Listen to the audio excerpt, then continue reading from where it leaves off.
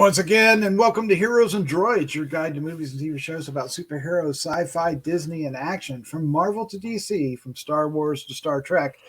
Are you okay? From James Bond to the Fast and the Furious, we will review theatrical films and streaming delights that you care about most.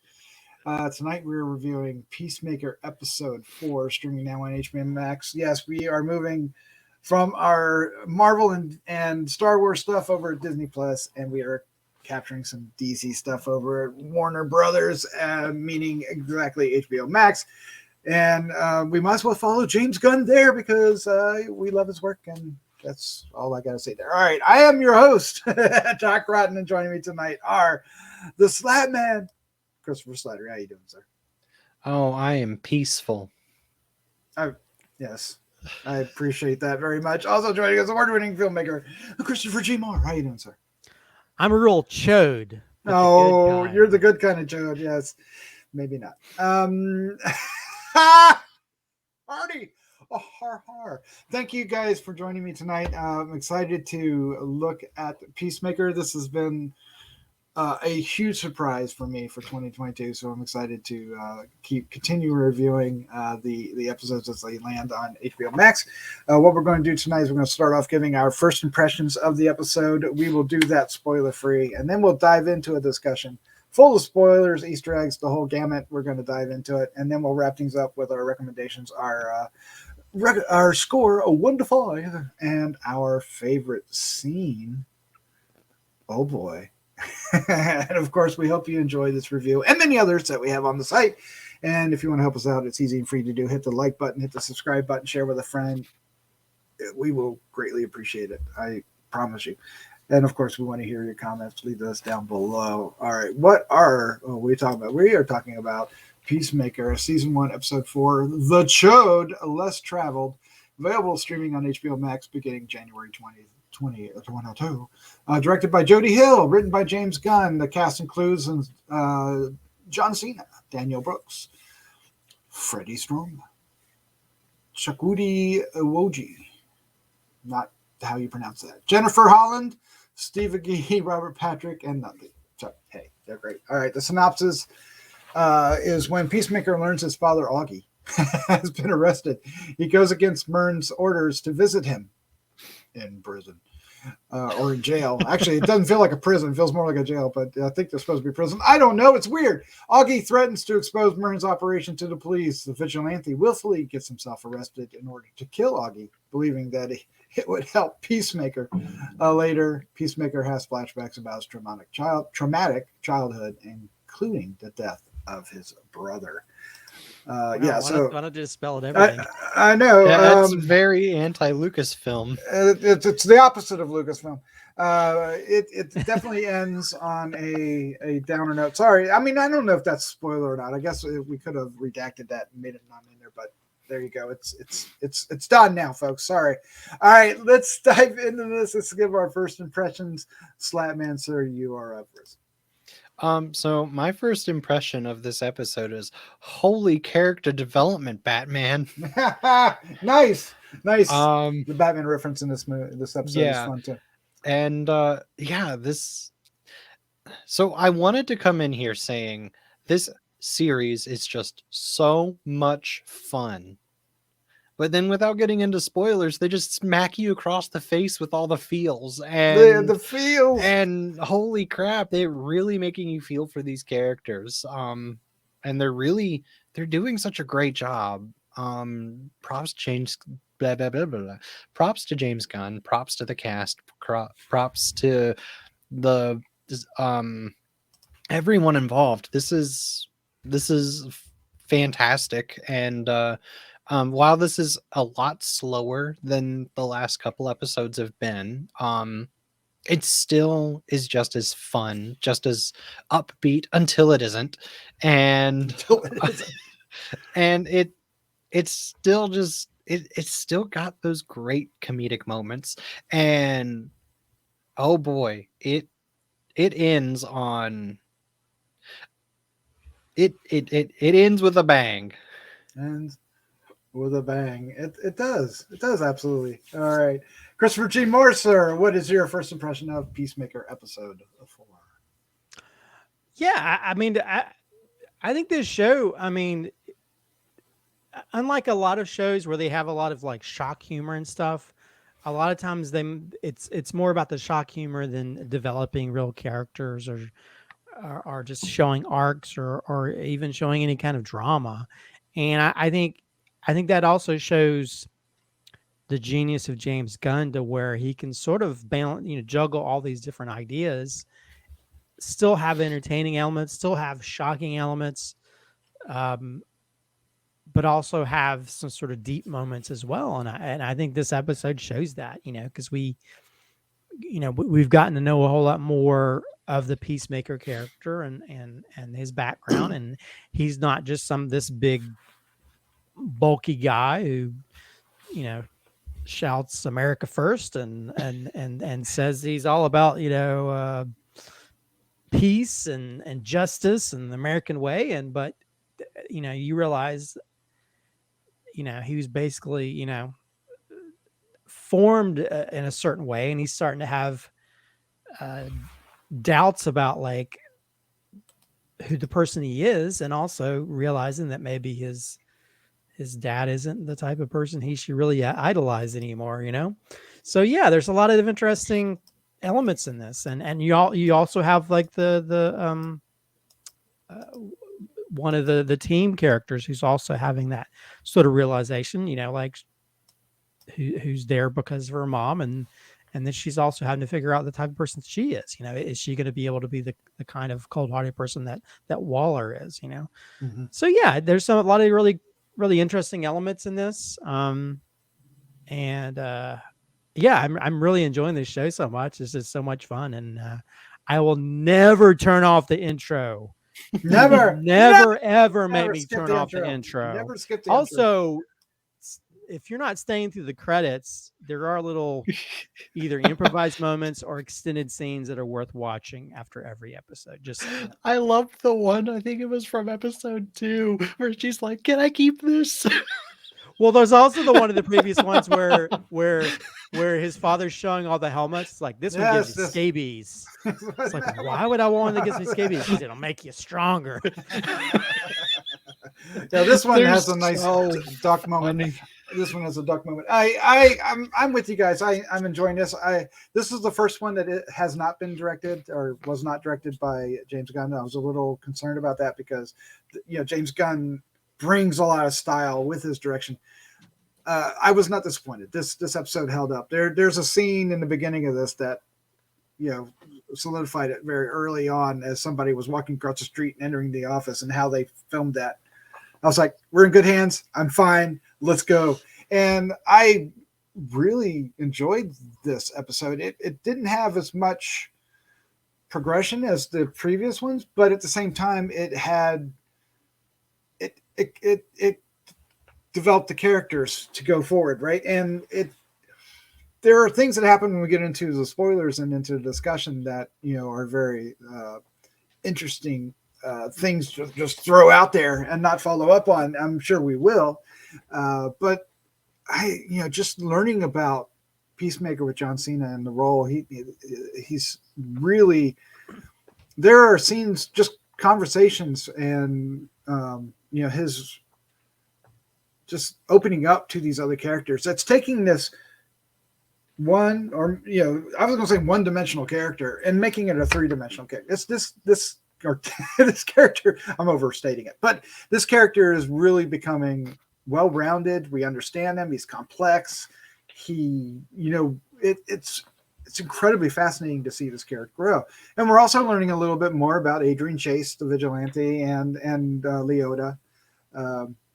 It does have a few surprises in this episode as well when we get into the discussion. I'm loving it. I'm still loving it. I am so pleased to find this be such a great series. It's not a series. It's a series I was interested in because of James Gunn, but now it's a series I'm interested in because of the character and what they've done. So, bravo. Well, and it's it's written by James Gunn, so it has those conversation moments that are James Gunn The moments. dialogue's rich, yeah. You know what I mean? And where it's just almost like these extended conversations that I guess some screenwriters would see as extraneous, but there's like a scene where Waller's daughter, she's like, Leota, yeah, I know you're vigilante. He's like, no, I'm not. yeah. No, you sound like I'm not vigilante. I know they care. The guy who's playing vigilante cracks me up because he's such a he's such a ice cold killer, but he's also He's a dork. freaking goofy. Dork. And he thinks he's trying to be smooth or being stealthy, and he's not. It's like overtly. But then at the same time, like, there's a scene where he breaks into prison, gets back into prison, and he's got the whole scene where he talks about he's trying to like go after saying things or get these people to go after him. I mean, I don't know. There's so many fun elements to the dialogue, and but it still has a heart to it. It's not just all about sex jokes or things Not like that that. they don't give us any. Oh, But, yeah. But then you have silly conversations about like if a duck were this big, it's like, it's like wearing a human costume. That's silly. If we don't get a duck wearing a human costume in this series. Anyway, before we get into it, because we're bringing up stuff that are dangerously close to Easter eggs and stuff, and I want you, Christopher, to take the opportunity to give us a few Easter eggs from this episode. Okay, I'll try to be fast with this. We get a mention of another DC a weird DC character, because he says, ever since I had to team up with Matter Eater Lad. Oh my God, Matter Eater Lad, which was a member of the Legion of Superheroes, who actually his power was he could eat matter, so he could eat a building, he could eat Superman, he could eat anything, and find sustenance from that. Now, also he mentioned he ate a whole like Wendy's or something like that. So that would be a good time for Wendy's at some point. Also, when he grabs all the helmets, one of the helmets, the little designation says it's X-ray helmet below it. So I guess we'll see if he has to use an X-ray helmet at some point. Yeah. Go ahead. Do you have anything else about the helmets? Because he leaves one behind. I didn't see which one that was. The one he leaves behind is the one that's a little bit more comic accurate, and it's a bit bigger and fatter, more like more like a true toilet bowl helmet. Well, there you go. That's a funny bit then. But also we get sort of a pretty accurate version of the White Dragon costume. We do. Minus the big spiky shoulder pad thingy. So it'd be interesting to see if we might see him wearing that at some point later in the series or next season. His dad. Also, there's got to be some kind of reason. This is almost like the Chekhov's gorilla of the episode. But there's a scene where he walks by on the TV. It says a gorilla was stolen from the zoo. So some people are thinking that this might be a possible reference to Gorilla Grodd, which is a Flash villain. Oh my gosh. Who has telepathy and powers to control people's minds, and he gained abilities from an alien spaceship. So we do have aliens. So is that are we going to see him fighting a gorilla or a gorilla being part of this? I mean, I don't see a reason why this would be on the TV if it's not going to pop up later on. So, but as to what if it's I'm sure. I mean, that's the only thing I can think of, unless you guys have any other gorilla that's in the DC universe. No, Gorilla Grodd is what I thought of immediately. Yeah. We've seen other versions of that. I think the DC's one of the DC TV series had a version of that. So, but I guess we'll see. But he wouldn't throw that reference in there unless we're going to see that. So expect that in the next few episodes. Let's see. Also, the figure on the vehicle dash is the same. Actually, it's called Ultra Bunny. Ultra Bunny, the bunny character, which actually, that is James Gunn's sort of love letter to Warner Brothers that took him in when Marvel was like kicked him to the curb. And so he created this sort of like Bugs Bunny, Superman Bugs Bunny cartoon character, which was on Rick Flagg's shirt, and then we saw it on the Boyfriends t-shirt in one of the previous episodes, and now we see it as a little figure. It actually had the um, what's the phrase? Obstacles are just opportunities, which actually was in, I think it was in Spanish on Rick Flags t-shirt. Interesting. And also, we've been, if you've been following our Boba Fett series, we've been talking about the Western references, and this one has a big Western reference when he walks out in the street, and you hear this almost like Good, the Bad, and the Ugly sort of Western whistle type tune, and then there's like a piece of trash that flows by, like a tumbleweed. Like a tumbleweed, yes. Yeah. Oh so my God, we get a that's awesome. nice little Western moment. Also, when it comes to James Gunn, I always love his sort of trivial pop culture references. We get a reference to the Apple Dumpling Gang. Of all things. Oh my God, comparing them to the Apple Dumpling Gang, which also starred Bill Bixby, who was the Incredible Hulk on TV. So we also get a nice little reference to the a comic book character. Also, we get towards the end, we get the main guy over the group who's watching a scene from Lethal Weapon 4. It's the laughing gas scene. Oh, is that what that was? And that movie involved a smuggling operation in LA. So I'm wondering, there's got to be a reason why they showed that scene. So maybe that's a tie-in to maybe a possible smuggling operation of sorts involving the butterflies. So Jet Li, yes.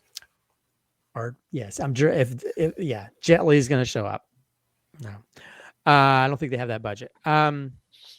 Also, we mentioned earlier that there's a big Batman conversation that happens. There is. Oh my God! Neighbor. It's like, you're not Batman, and Batman has a rogues gallery of villains, and he mentions Joker, Riddler, and Mad Hatter. So again, in this specific DC universe, they actually have versions of villains that haven't appeared in some of the newer Batman properties. Not yet. Also he mentions Batman never kills anybody, which isn't true. If we know in the Snyder universe, that is not the case at all. Even in the Tim Burton universe, Batman killed a lot of people. So I don't know if this version of Batman might be different. Also, we also get a little bit deep cut when there's a big fight between Peacemaker and Judo Master in the parking lot. Yes. There's a van that has Atomic Age on the side of it, which is a reference to the Atomic Age of comics from the 1950s to 1960s, near the end of the Golden Age. The name came from Sci-Fi comics, leaning heavily into stories about atomic power after World War II. DC made comics during that period, including Superman, the Atomic Age Sundays. So again, we get a nice little sort of reference to comic books just on a moving company van title. Also, we get a little bit more explanation about the weapons room that his dad has, which they call it's a quantum unfolding room, which is a pocket dimension. So it's kind of interesting that this racist supervillain of a dad has better technology than Batman in his universe, so, which is kind of sad. But anyway, that's a few of the Easter eggs that I sort of researched for this specific episode. Yeah, so. the costume, the White Dragon costume, I was like, oh, look at that one. I was like almost squealing. I was just like, that was so cool to see. Yeah, I didn't think they'd go there so soon. So I'm kind of awesome. One thing that somebody did point out, they play like an 80s pop metal tune towards the end when they have the whole like flashback to when he was a kid, and supposedly that tune is the song that they use, the music video for it has similar elements to that scene. Really? Okay. So, but yeah, it'll be interesting to see if his father ends up wearing that suit, because now that he knows that this team is after them, I figure it might be one of the situations where he might end up being the big villain that his son's got to fight, and and then he's got to become the superhero that he thinks he is. Yeah, or they're going to save him for season 2. Let's get into if there is one. If there is one, there will be the he's got the bug. In the beginning they say he killed it, right? He says I killed it, but he's got it in a jar, and he gets it high. He blows the bong smoke into it. I thought that was okay. What's going to happen to that? Because there's a lot of allusions to that the butterflies aren't what we think they are. At least Judo Master starts going down that road before he gets shot in the chest and takes its liver up to his heart so it could keep beating. That doesn't happen. It does a couple times. That was great. But what do we think of that? What do you think where's that going? I think that might cause his psychedelic hallucination that causes Eagly to start talking to him. Stop! It might. Yes. Oh, because that's got to happen, right? I'm calling it. That is going to happen at some point in the next 4 episodes. Yeah. But are these aliens? Okay. Well, are What's all the going on? aliens What do the you guys same think? though? Right. Because Well, is their boss the same alien, or is he like a bad alien and the other aliens are good aliens, or what? I mean, I think that's my biggest question. I have no idea exactly what's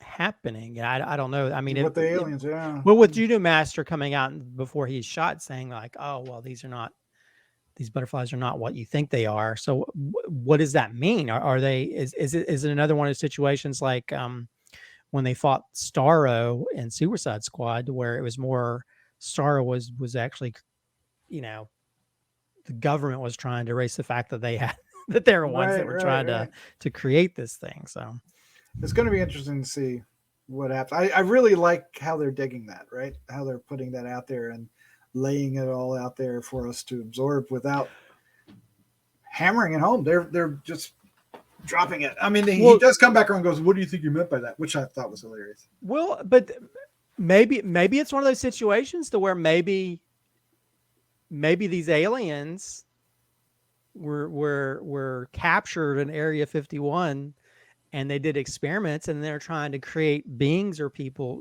using those aliens, and then maybe that'll turn into that whole what is it, the beetle, what is that superhero? Oh, the Blue Beetle, yeah. Blue Beetle. So maybe they're trying to, like how they try to recreate technology or create things from that. So maybe that's a similar situation that they've got to clean up the mess behind that. They might be trying to get free as opposed to conquer, right? Or maybe they're also, supposedly the senator was trying to do something with climate change. So maybe they're trying to save the Earth by showing up on Earth. Maybe they're trying to be helpful. Yeah, because he didn't seem very good at what he was doing in that basement. But in the last episode, he seemed kind of clumsy at it. But okay, there's a big reveal. Spoilers. If you didn't realize we're in spoilers. we just need a big spoiler warning before. Yeah, we do. Anything. We'll have to get like a graphic over time. There's a Murn. He's revealed as being one of the butterflies. He licks the soup or whatever the hell that's in that bowl. What do we make of that? Well, that explains why he's so unemotional. I love that when he was looking out at Economos and said,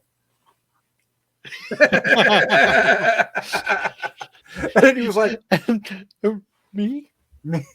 He like nervously just does something on the table. It's great. Even the body language is funny in this show. It's great stuff. But yeah, back to him. So what does that mean? Is he the oppressor, maybe, in this scenario? Butterfly versus butterfly?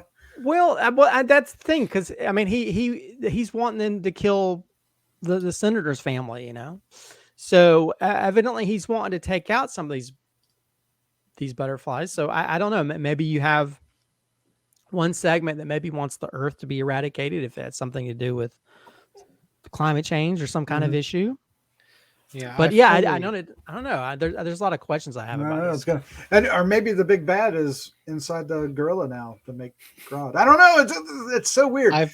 I fully expect that he will turn into like a villain, and it'll be revealed that they were actually, like, by doing this, they were making it worse for everything instead of Yeah, instead better. That's a But very James Gunn-esque way to I would not go be about surprised. things. I would not be surprised, going off what you're saying, is that when he does reveal himself to the rest of the group, that he also becomes very large, Mothra-like, I might say, and we have to get a backpack, or not a backpack, but a jetpack to fly up to fight him.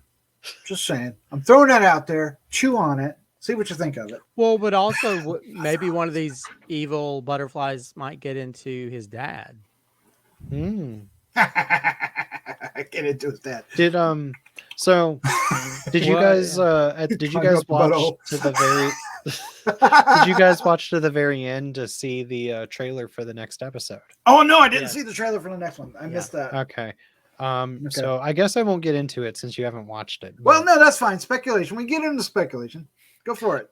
So in the next episode, they're going to the factory that makes the honey that all the butterflies like eat. So Is that what the card is? Well, the Yeah. card is like a Okay. water, like a drink company or whatever. So But they're making honey. yeah. So Okay. and there's one shot where they open a door and it's like bright lights and stuff. So I think there might be like a queen bee or something, or Yeah, there a needs to be cocoon, a cocoon. Yeah, or like maybe you said Gorilla that. Grodd, or Something. Oh my god. I mean, okay, we know how James Gunn's right. If he mentions something, there's a reason. yeah. Although I did find it funny how Peacemaker has to phrase things in a racist way for his dad to understand. It's like they're illegal aliens. When he's talking to his dad in prison. It's like, oh. it's just so sad. Yeah, he's starting to. I mean, and he's starting to realize it, and that's what's really rounding this character out, is his coming to terms with his upbringing and his past, and who what his father is, and the connections he's getting, right? Because we see a really sweet connection that he has with Leota, and then there's a growing connection he has with Harcourt. So. Well, he even has a connection with the little butterfly, because when he's crying on the floor, Eagerly comes over and so the there's a butterfly comes over rolls his jar next to him, which I thought, oh, this is like a sweet, tender moment, even though it's a ugly alien butterfly. I thingy. fully expect that the butterflies that were tied to the senators were not the evil butterflies. No, I think so. You know how in that one Godzilla movie, there's the evil Mothra and the good Mothra. I think that this butterfly is the good Mothra. The good Mothra. Well, but at the same time, they had to kill kids. They had to kill the whole family of good. So that's kind of this is a sad situation to deal with. Yeah. So I guess Vigilante's part of the group now, because both Murn and it looks like Harcourt are accepting of him. I really like the scene at the end with him with Vigilante, or Adrian, because he wasn't in costume in Harcourt. She's starting to become a little more human in the process of these stories. Well, I think I think everybody has a little bit of arc. Even Economist has a little bit of arc. He has some change, because I think all these characters are just seem to be assholes to each other. They're all pissed about one thing or another, and they're all sort of like saying like, okay, where's my position in this place? Where am my position in life? And am I doing the right thing? And that's why Harcourt's always having to go drink by herself, because I think she feels bad for a lot of things that she does. Mm-hmm. Yeah, there was a good shot with her drinking, and everybody else is like behind her, like real excited about whatever's on the TV, game, more than likely, and then she's just sitting there drinking, and you get the loneliness that she's feeling. It's really projected. I mean, we talked about like the director, and there's, I think this episode feels very somber and kind of sad by the end of it. There's almost like I don't know if you guys ever saw Magnolia, but there's a scene in Magnolia where it's like this song, and you go through all the different people's lives and you see them sad in their situations. And we get that because there's even like the Economist is sitting there next to Judo Master, who's like passed out, and he looks kind of sad. And then, of course, Peacemaker is like crying on his floor, and so all these different, and even like I can't remember her name. What's Wallace's daughter, Leota. Leota. Yeah, like her character, she's sad because there's that one part where she like receives a call from her wife, and I guess is she married to her? She's married. Yep, they're Okay. married. Or her wife, and she doesn't answer it, and so you have all these people that feel kind of lonely in their situation and their job, and so I think even though there's a lot of funny laughs and a lot of funny lines and goofy situations, there's also heart and sadness to some of these, because you see that element of their characters as well. Yeah, that's why I said earlier that it's a super fun episode. It's a super fun series until it's not. And then it hits you with all the feels. Yeah, and more than one way. I really thought this was a pretty sharp episode in that respect. All right, so let's go ahead and wrap this up. Let's give our recommendation, our score 1 to 5, and our favorite scene. Slatman, why don't you please start us off? Okay, so my recommendation is watch it. Yes, please watch it. This is on par or even better than most of the superhero stuff that's come out in the last couple years. So this is got a lot of heart. This has got a lot of laughs. It's got a lot of action. It's got a lot of explosions, and it's just fun, and it'll tug on your heartstrings, and it's well worth your time. I'm gonna give this episode a 4.5. Nice. Yeah, it's and a lot of that comes from the fact that we're getting so much character growth. We're getting so much development. It's not just a one side or like a one track like characters just to get to the end and resolve the story. Like it's so much more than just the story, and that's does that make sense? It does, absolutely. Yes. Yeah. So yeah, I highly recommend it. Please watch the first 3 episodes if you haven't watched them before watching this one. Yes, absolutely. So I have my favorite scene, and then I have my favorite laugh out loud. Oh yeah, it's perfect. We got to do that. Yep. Thank you for reminding me. And so my favorite laugh out loud moment was the moment when a vigilante is trying to get Peacemaker's dad and his little gang. Like, oh my god, his dialogue. Oh my jeez. Yes. That scene, I was dying of laughter the whole time. That was so well done. Yeah, I agree with you. That was hilarious. The dialogue alone, just the way he got under their skin was perfect. His delivery is everything about it. And then when it actually comes to the fight, he's got the continuity of his pinky toe hurting. But I like that Auggie didn't fall for it. Yeah. I thought that was a good touch. All right. Anything? Oh yeah, your laughed out moment. Yes, sorry. That was my laugh out loud moment. Or no, that was my favorite scene. My laugh out loud moment was when we talked about it earlier. Was when Vigilante was talking to Leota, and it's just like, are you Vigilante? I'm not Vigilante. No, I like that a lot. That was great. You seem to like Vigilante this episode. All right, Christopher G. Moore. I like Vigilante in every episode. There you go. You stole my main laugh out loud moment. Oh, I have another. I think this episode it doesn't. I think it's not as big and goofy with the laughs as the first 3 were. Mm-hmm. But I think because it reveals more about the Peacemaker character and the other characters and the sadness that they deal with. They're not just that they're more than just being an asshole. They have a heart too. They're just more than the asshole organ. That's a weird way to phrase that. Organ. Oh my god. I was just doing a play on words, and it ended up sounding horrible. But in the same way that the dialogue in this is like talking about like I'm more of a Choad. grower than a shower. It's I'm like I'm you're the good comparing type of yourself Choad. to a small dick. There's so many fun moments. But yeah, I think that's the cool thing about this series, and also about James Gunn is like he's always very good with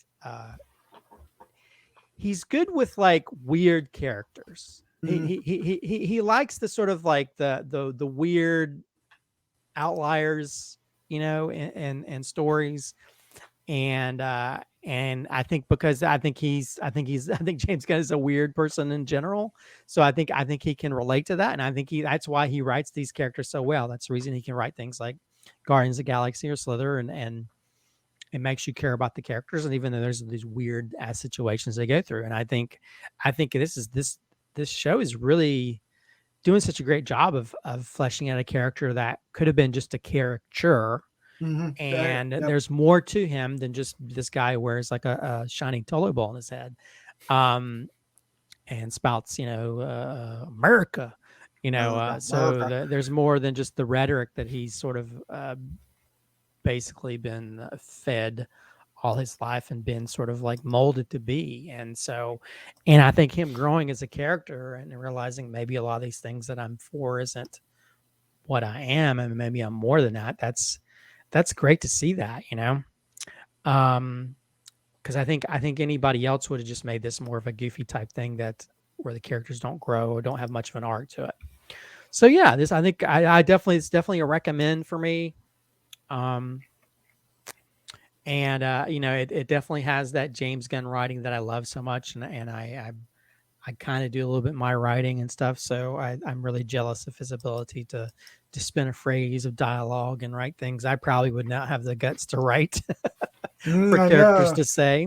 And I'm really surprised in some of the stuff they're sort of getting away with these characters. And I think people compare this a little bit to The Boys, but I think Boys sometimes comes off more mean spirited, and I think this very is more, much so. I think this is more comedically dark, but at least has a sense of humor about itself as opposed to just being overtly just mean or whatever.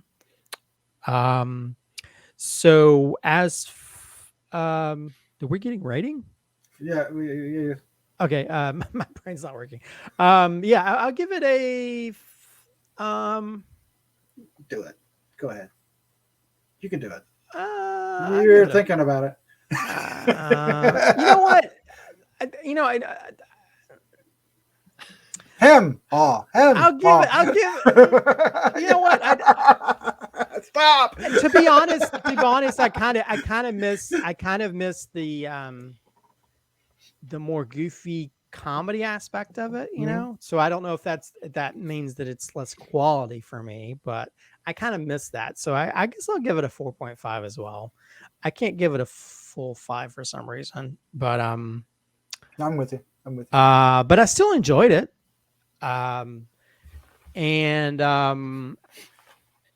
if I can't steal the laugh out moment of the I think the guy who does Vigilante is just a comedic powerhouse in this series. I think he's doing such a great job on his own level compared to, because I think John Cena does that level big, but he has this sort of sadness is like Leota said, there's a sadness, right? Well, there's a sadness, but then there's like they have this character who's not slick, acting like he is slick, and then people call him out on it, and it just makes it even funnier.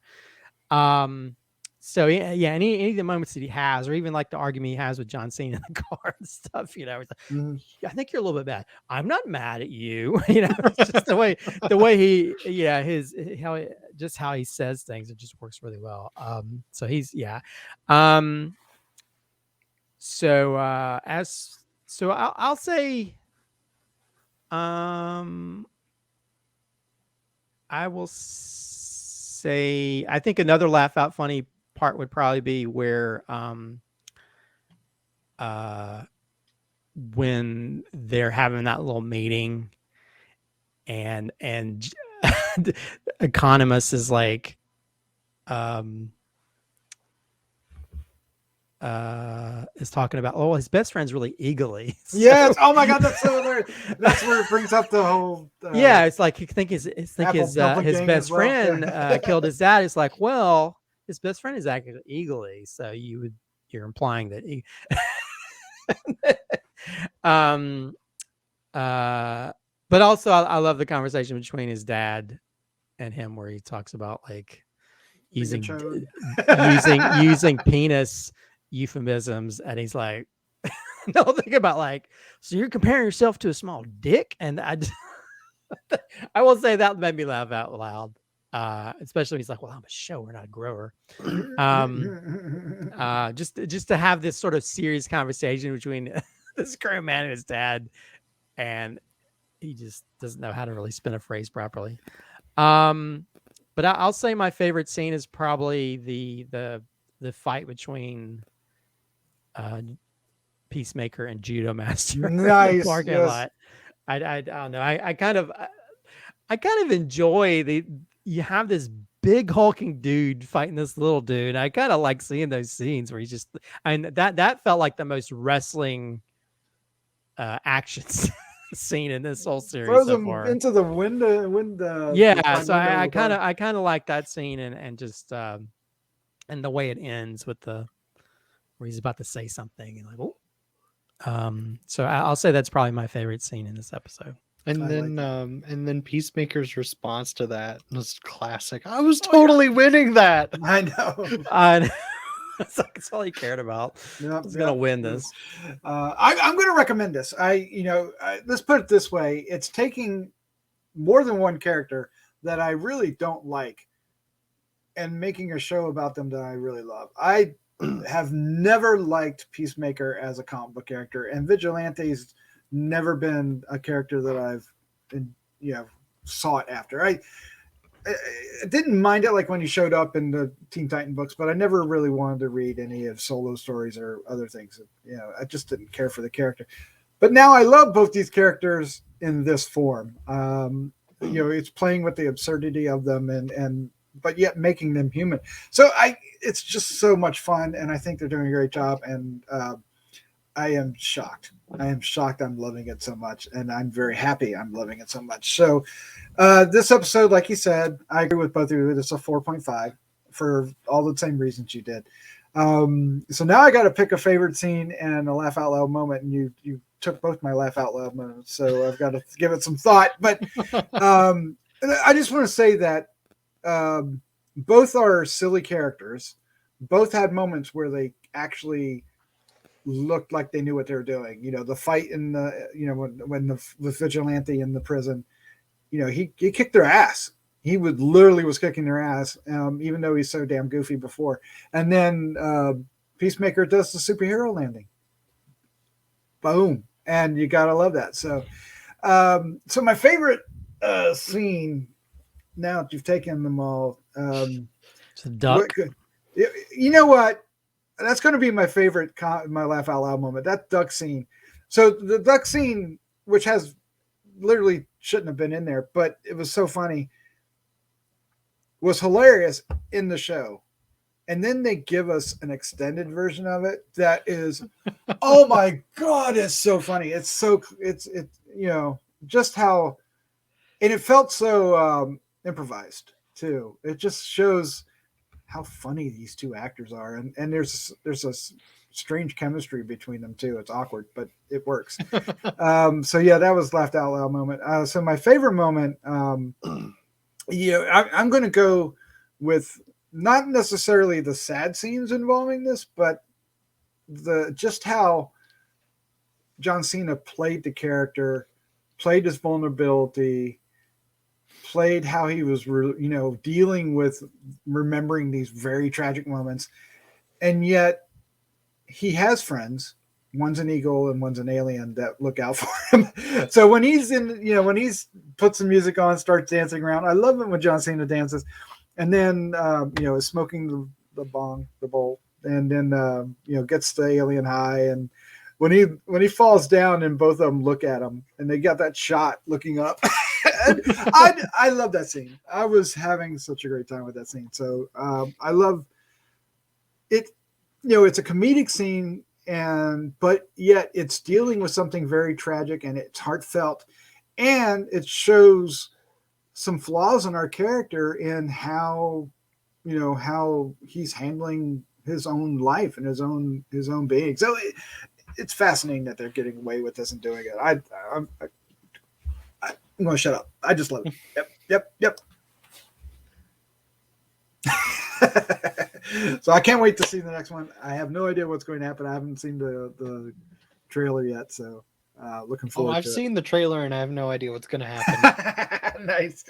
I have a feeling we've got a lot of surprises ahead of us, knowing what's available. And I do agree with you, Christopher, that the girl is going to show up in some fashion. There's always reasoning behind it, So if it was just a line of dialogue like they did with Batmite, I don't expect Batmite to show up.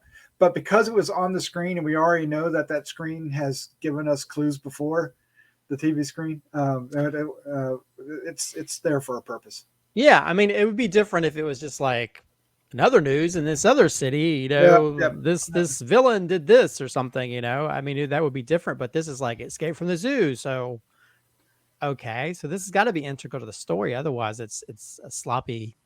It would be sloppy, right? It would be sloppy because they paid so much attention to it. I mean, we've had movies do that where they expand on the story, like on ticker lines, and you're listening to this. That's hidden, but this is like straight. In your face, right? We've got your eyeballs in front of this, so pay attention to this because this is something that's going to tie into something later. Yeah, so we're looking forward to that. All right, that's our review for Peacemaker episode 4. We please look online for the first 3. We did those as a group because they premiered as one set, so that's what we did. We're going to continue covering the remaining, I think 4 more, right? There's 8 for this one. I think there's 8, yeah. Mm-hmm. So that's going to be exciting and fun. Looking forward to it. So Christopher and Slatman, thank you for joining me. Oh, I'll go this one. Oh, it's such a great series. I can't wait to see what happens next. Yeah, eat peace. Eat peace. That's Hopefully they'll make more of Peace after this first season. Oh my gosh. All right, let's say goodnight, please. Good night.